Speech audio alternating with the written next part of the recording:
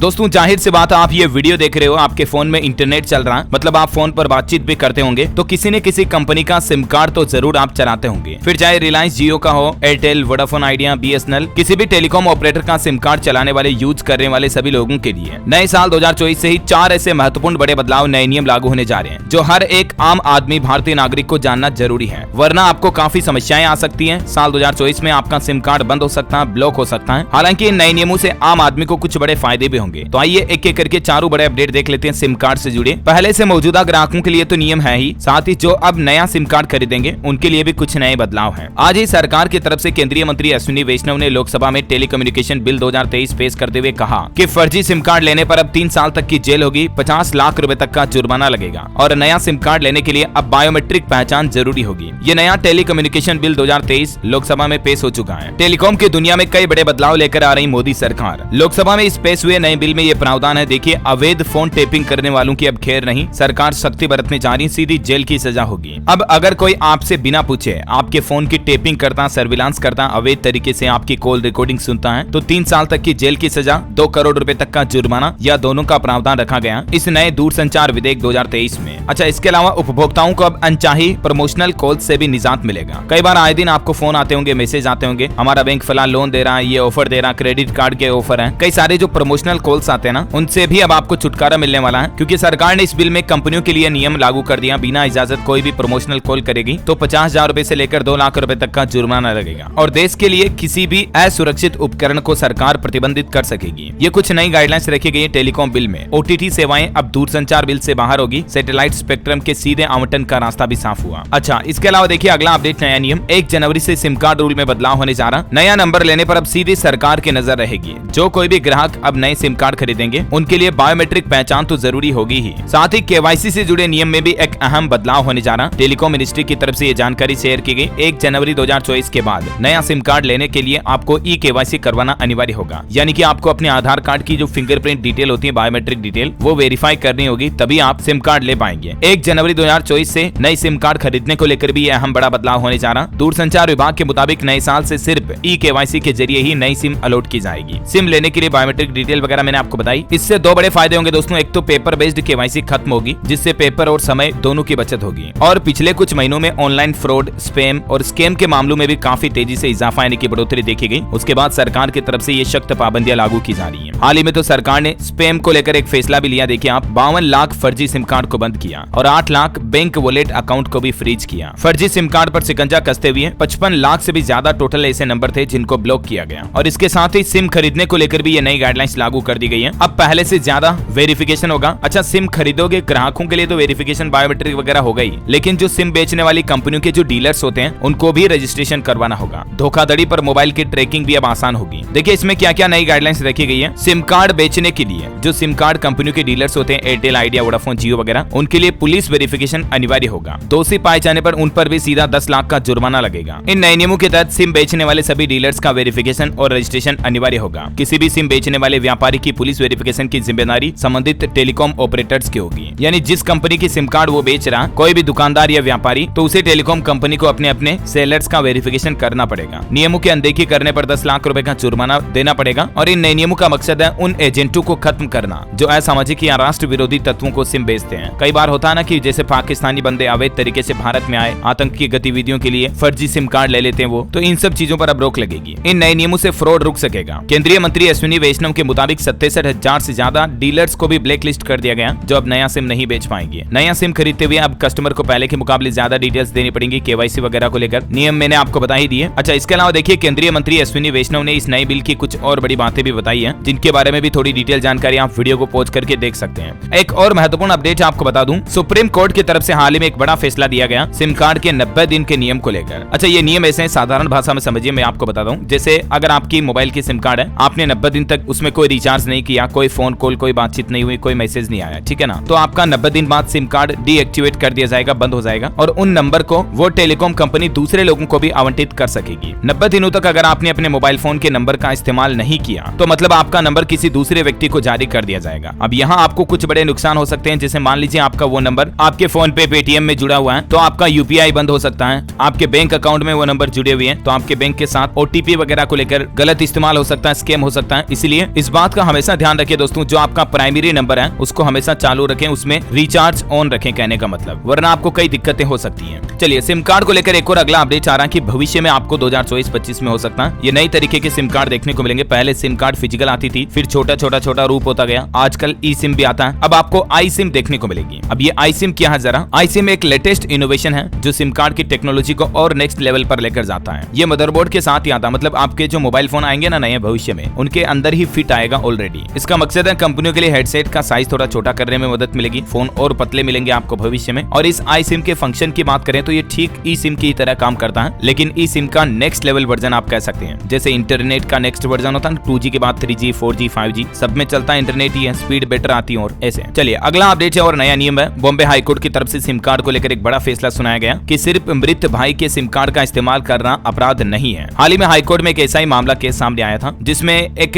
व्यक्ति अपने दिवंगत भाई के सिम कार्ड का उपयोग करता है, ठीक है। तो मृतक की बहन के खिलाफ उस व्यक्ति की विधवा द्वारा उसके दिवंगत भाई के सिम कार्ड का उपयोग करने के लिए आपराधिक विश्वासघात और धोखाधड़ी का आरोप लगाया, केस दर्ज करा दिया। लेकिन जब केस हाईकोर्ट में पहुंचा, सुनवाई हुई, तो हाईकोर्ट ने यही कहा कि अपने मरे हुए भाई के सिम कार्ड का इस्तेमाल करने कोई अपराध नहीं है, ये कोई जुर्म नहीं है बड़ा ऐसा। चलिए अगला अपडेट देखिए। घर बैठे आप ब्लॉक कर सकते हैं अगर आपकी आईडी पर फर्जी सिम कार्ड कोई रजिस्टर्ड है तो। सरकार की तरफ से इसके लिए एक वेब पोर्टल वेबसाइट भी जारी कर रखी है, जिसका एड्रेस भी आप देख सकते हैं, TAFCOP पोर्टल, टेपको पोर्टल बोलते हैं इसे, .digitelecom.gov.in। जैसे आप इस पोर्टल पर जाओगे या संचार साथी पोर्टल के जरिए भी आपको ये ऑप्शन मिल जाएगा। यहाँ पर आपको दिख रहा होगा no mobile connections in your name. इस पोर्टल के जरिए आप अपने खोए हुए चोरी हुए मोबाइल फोन को भी ब्लॉक कर सकते हैं, आप अपने मोबाइल कनेक्शन की लिस्ट भी जान सकते हैं, ठीक है ना। तो इस पोर्टल पर इस ऑप्शन पर जैसे आप क्लिक करोगे आपके सामने ये पेज खुलेगा। यहाँ आपको अपना 10 नंबर का मोबाइल नंबर डालना है, यहाँ आपको कैप्चा डालना है, फिर आपके नंबर पर OTP आएगा, वो OTP यहाँ डालना है, ठीक है। जैसे आप OTP डालोगे आपके सामने पूरी लिस्ट आ जाएगी। जैसे ये देख सकते हैं अभी मैंने मेरे मोबाइल नंबर डाले, तो यहाँ पर ये मेरी आईडी पर रजिस्टर्ड कुल कितने नंबर है उनकी पूरी लिस्ट आ रही है। अब मुझे लग रहा है कि मान लीजिए ये नंबर तो यार मैंने कभी खरीदा ही नहीं, तो उस नंबर को आप ब्लॉक कर सकते हैं सिंपली नोट माई नंबर पर क्लिक करके, समझ रहे हो। तो इस तरह से आपके आईडी से कोई फर्जी सिम कार्ड नहीं चला सकेगा और आपके नाम की फर्जी सिम कार्ड का कोई गलत इस्तेमाल नहीं कर सकेगा। ये सुविधा मतलब सरकार की तरफ से इस पोर्टल के माध्यम से शुरू कर दी है। इसके complete step by step process क्या है ये भी मैंने यहाँ लिख दिया हिंदी में, तो आप वीडियो को पॉज करके देख लीजिएगा। सिंपल इसका मतलब और यूज यही है कि आपके